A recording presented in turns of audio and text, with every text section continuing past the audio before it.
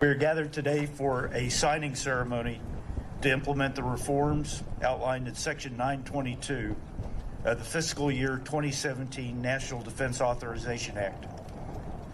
For nearly 4 years, the Department of Defense has planned and prepared to implement this important legislation. It not only strengthens the role of the Assistant Secretary of Defense for Special Operations and Low-Intensity Conflict as the senior civilian for special operations within the department, but it also reinforces the partnership with the commander of the United States Special Operations Command.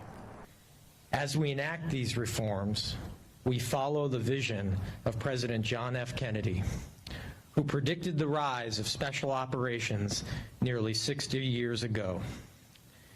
He foresaw, quote, another type of war, new in its intensity, ancient in its origin, that would require a whole new kind of strategy, a wholly different kind of force, forces which are too unconventional to be called conventional forces, which are growing in number and importance and significance. President Kennedy gave these remarks at the opening of the nuclear age, when the Pentagon was primarily organized to plan and direct large conventional operations against superpowers, not special operations short of overt declared conflict. The global demands for special operations forces then and now has confirmed President Kennedy's foresight. And now, under the leadership of President Trump, we are fully realizing President Kennedy's prescient view of special operations forces. I'm here today to announce that I have directed the Special Operations civilian leadership to report directly to me instead of through the current bureaucratic channels. This historic step finalizes what Congress has authorized and directed and will put Special Operations Command on par with the military services for the first time.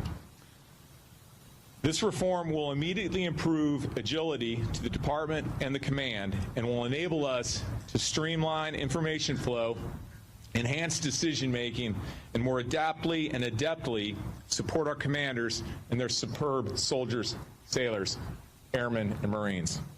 Change is often tectonic in the Department of Defense. This is by design, and as our history shows, has served the nation very well. Today's reform is directly aligned with all three of my priorities as outlined in my message to the force on Monday. First, bring the current war to an end in a responsible manner that guarantees the security of our citizens.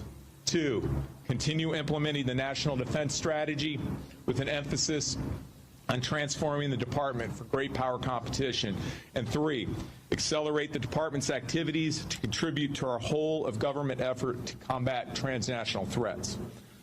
I also want to highlight that this particular change has been analyzed, debated, and refined over the course of the past 30 years, since the creation of Special Operations Command and the creation of the Assistant Secretary of Defense for Special Operations Low-Intensity Conflict by the Nunn-Cohen Amendment to the Goldwater-Nichols Act of 1987. I have closely studied and been intimately involved in these efforts. I personally think Solik deserves to be an Undersecretary of Defense, but unfortunately that's beyond my authority and purview at this time. Today, with the strong support of President Trump, we are forging the next chapter in the history of the United States Special Operations Forces and formalizing a watershed reform. Right now, we start the transition to provide greater civilian oversight of, and critically advocacy for, our special operators. This couldn't come at a more critical moment in time as we bring our nation's longest conflict to a responsible end and prepare our special operations forces for this new era of great power competition. I can think of no better place than here, at the original home of our special operations forces, to enshrine stronger support for the next generation of special operators, hardened by combat and unrelenting deployments, who understand the fundamental nature of war, who remain committed to defeating every threat, and who are undeterred by the high price of victory.